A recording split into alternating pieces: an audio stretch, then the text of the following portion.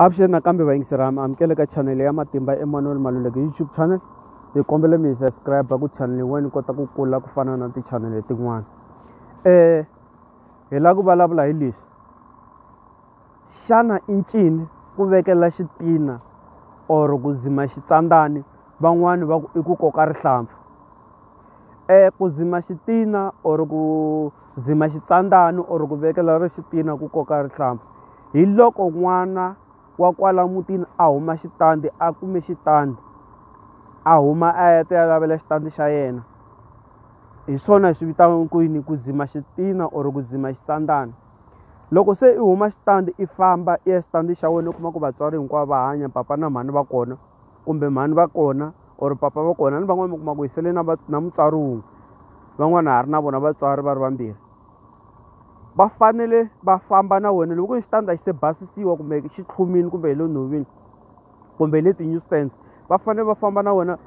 Papa va fanele ku va vona munhu wo rhanga ku fika va tsema murhi luwa wu nga ta va wu ri kona kumbe va teka xipedi va khurhela ivi ku ta mhani ivi ku kota ku landzela wena i kota ku khurhela xitandi lexiya ivi ku basa.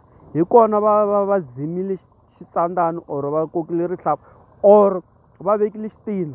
I ta vona swilo swa wena kwala mutini wolowo swi ta famba swi va swa kahle. Mara loko ri ke ni wena i fika i tshesa xitandi xi basa xi hela ivi ku akiwa ku hela ivi ku va wena i ya lata rimbambu hi siku ro sungula or i ya wisa or ku etlela kona eka muti walowo hi siku ro sungula ku va wena i fambaka i ri wexe ivi i kuma ku papa va ta endzhaku ka vo ma 2 to 3 years 4 to 5 years na mhani swi ri tano. Hi Xitsonga va ri swayila ku na switandzhaku leswi taku swi nga ta humelela. Vo tala va ta ni vutisa ku swi yila yini na hina hi kurise swona va kha va hi byela ku swayila. Loko i huma xitandi papa kumbe mhani va fanele ku va vona va ya vekela xitina kumbe va zima xitsandani ku i kota ku tshamiseka emutini walowo.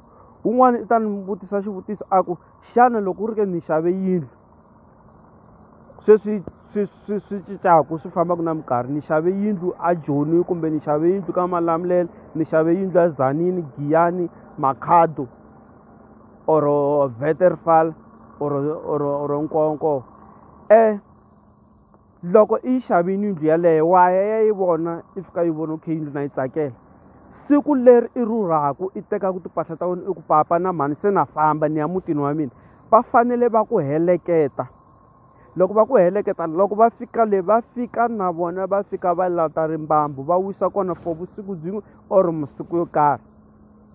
I fika i va komba kamara hi vona papa va fika ku va nghenaku se i wisiwa xifumu leswo i tile na lavo xavisa tiyindlu na ti-agent na yini a hi swihlayi sweswiwani papa va ya kandziya muti wa wena ro sungula hi vona va fanele ku i va nyika xikhiya loko ku ri khome remote i va nyika remote va pfula gede va nghena va fika va kandzela.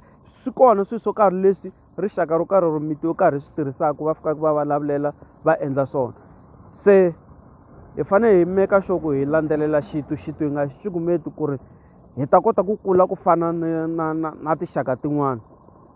Swi koka ngopfu vo tala va vona mi kuma ku munhu i huma xitandi a ya tshama mhani a va yangi papa a va yangi swi no huma 10 years 15 years ivi i kuma ku mhani va ya laha va fika va kandziya or papa va kandziya endzhaku ka malembe mo karhi i kuma ku humelela khombo ro karhi emutini walowo or mhani va humelela hi khombo or papa va humelela hi khombo.